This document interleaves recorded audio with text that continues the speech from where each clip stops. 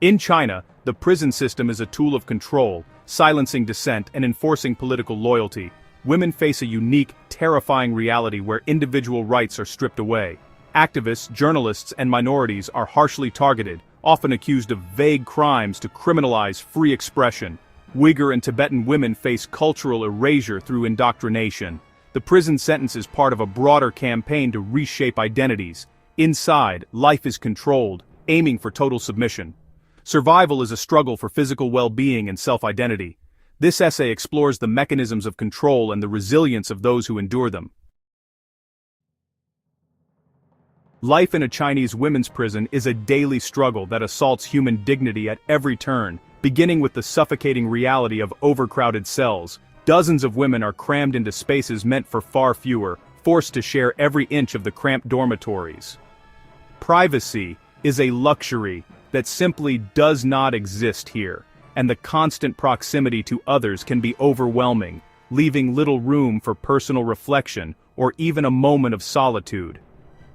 Personal space is non-existent. Women sleep shoulder to shoulder on hard metal bunks, or sometimes directly on the cold, unforgiving floor with only the thinnest of blankets. The lack of comfort is a daily reminder of their loss of freedom, and the physical toll of such conditions quickly becomes apparent.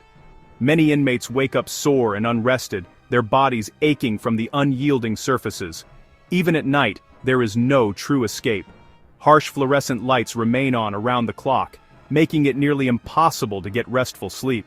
The constant illumination disorients the body's natural rhythms, leaving women perpetually exhausted and mentally drained. Some try to shield their eyes with scraps of cloth, but the relentless brightness is inescapable. Hygiene is another daily battle. Shared bathrooms are often filthy, with broken fixtures and little privacy. Inmates must queue for limited shower facilities, sometimes waiting hours for a brief chance to wash. The lack of proper sanitation creates disease-prone conditions, and outbreaks of skin infections or other illnesses are common. Basic necessities like soap, toothpaste, and sanitary products are scarce, and often must be shared among many.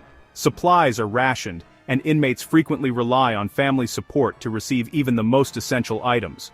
Without outside help, many women go without, deepening their sense of deprivation. Food is another tool of control. Meals are bland, repetitive, and nutritionally deficient, designed to meet only the bare minimum of sustenance.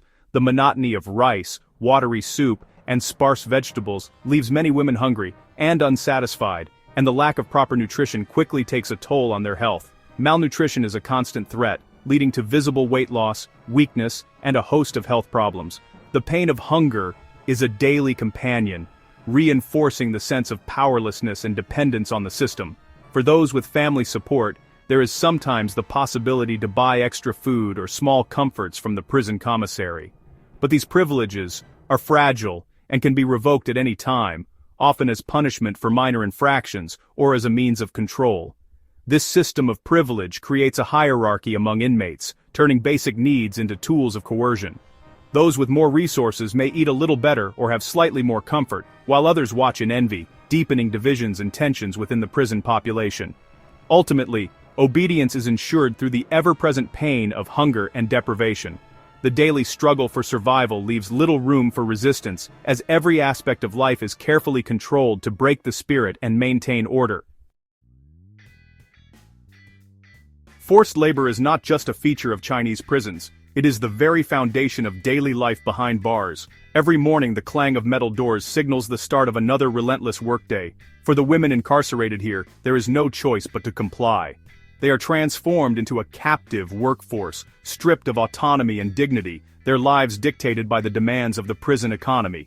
These women, often detained for minor offenses or political reasons, are forced to labor side by side, their individuality erased by identical uniforms and rigid routines. The sense of camaraderie is overshadowed by constant surveillance and the ever-present threat of punishment. Inmates spend grueling hours hunched over sewing machines or assembly lines, producing everything from textiles to electronics destined for global markets. The pay is meager, sometimes just a few cents a day, barely enough to buy basic necessities from the prison commissary. The work is physically and mentally exhausting.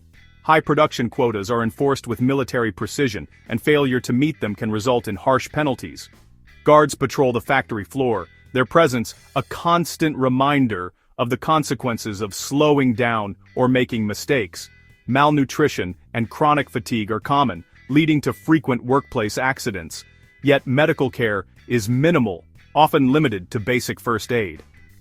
Many injuries go untreated, and sick inmates are expected to keep working, regardless of their condition. Some prisoners are sent to work on prison farms, tending crops and livestock under the watchful eyes of guards. The irony is cruel. Despite their labor, the food they harvest is rarely for their own consumption. Instead, it is sold for profit or reserved for staff, while inmates subsist on meager, nutritionally poor rations. The purpose of this labor is not rehabilitation or skill building. Instead, it is designed to generate revenue for the prison system and to keep inmates too exhausted to resist or organize. The endless cycle of work leaves little time or energy for anything else. Those who refuse to work or who protest the conditions face severe punishment. Solitary confinement is a common tactic, isolating women in tiny, windowless cells for days or weeks at a time. The psychological toll is immense, breaking spirits and enforcing compliance. Trapped in this relentless cycle of labor and punishment, these women are exploited for profit, their suffering hidden behind factory walls. Every day is a struggle to endure. With little hope for relief or justice, their spirits are slowly crushed by the endless grind, leaving behind only exhaustion and a longing for freedom that seems impossibly out of reach.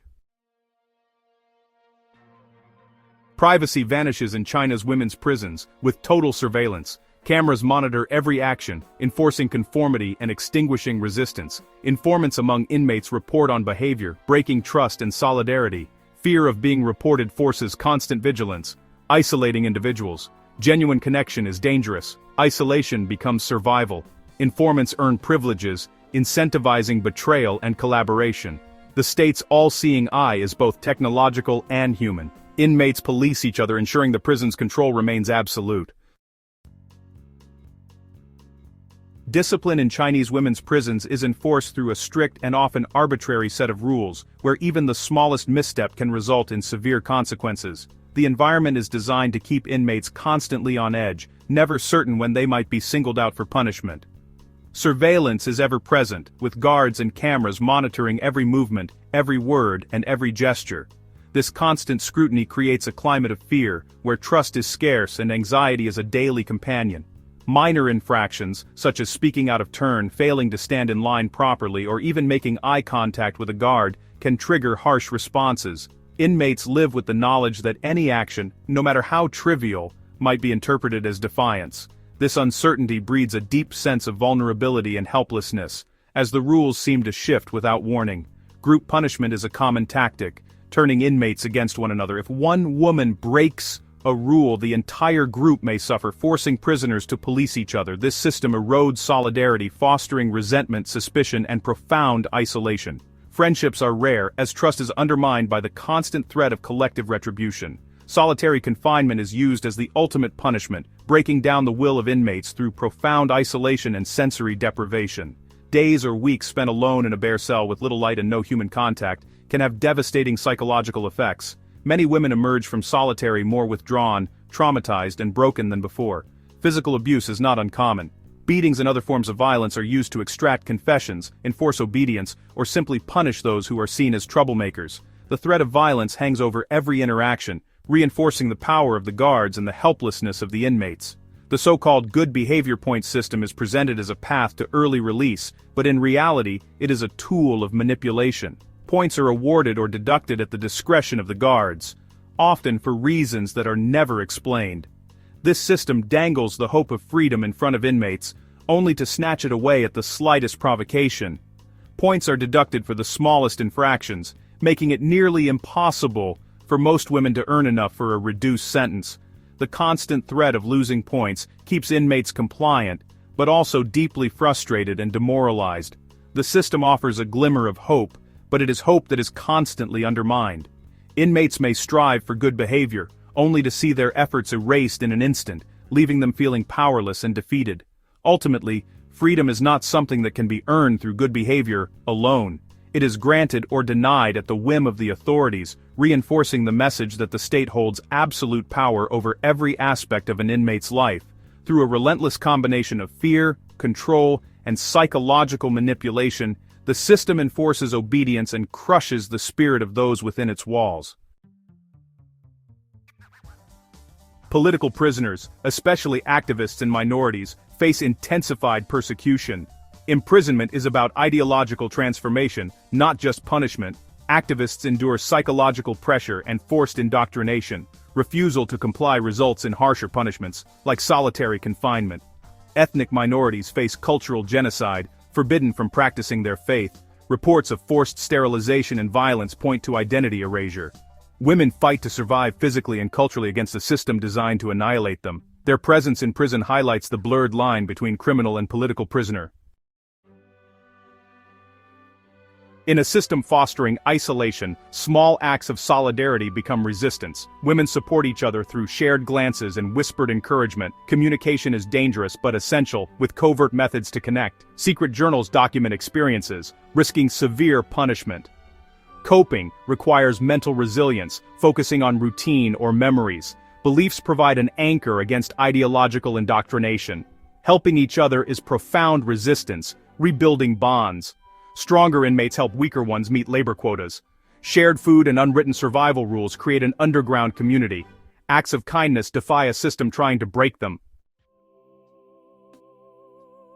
Release from prison doesn't mean freedom. The state's shadow lingers. Former prisoners face intense surveillance and de facto house arrest. Phones are tapped and online activities monitored, preventing activism. Revolving door detention keeps them in fear of rearrest. Reintegration is challenging, with criminal records hindering employment. Economic isolation pushes them to society's margins. Social stigma leads to ostracism, continuing punishment post-sentence. Contact with the outside world is restricted, trapping them in the country. The entire country becomes an open-air prison. They remain captives of a system that first imprisoned them. China's women's prisons are designed to crush the human spirit. The system enforces obedience, erasing individuality, especially for activists and minorities. Prison is about forced transformation, targeting beliefs and culture. Yet, resilience endures through solidarity and small acts of defiance. These acts are a powerful rebellion against dehumanization. The struggle continues post-release with ongoing surveillance and harassment. The stories of these women highlight the human cost of authoritarianism. They show the courage needed to survive and the need to expose hidden injustices. Countless women continue to fight for dignity against a state demanding silence.